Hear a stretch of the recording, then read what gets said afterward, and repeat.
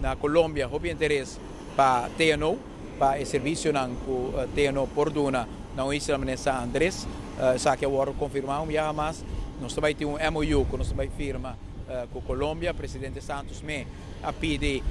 su ministro para dar atenção na isla e seguramente na Aruba. Nós sinta também com o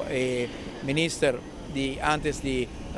Minas e agora de Finanças, que um bom amigo de Aruba também, Cárdenas, que avisa que é também dando um empurre na tour, o qual está a possibilidade de desenvolvimento econômico com Aruba. O qual resta na Venezuela, me digo bisa, está hecho que nós temos a oportunidade de papiar extensamente arriba a refineria. Nós temos não unicamente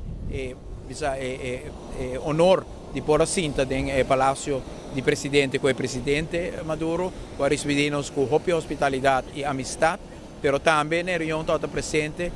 o ministro Ramírez, que está que está encarregado do assunto petroleiro na Venezuela, um ministro que para bastante tempo acaba, nós é importante para nós pôr cinta com ele, e na reunião nós pôr papia ampliamente,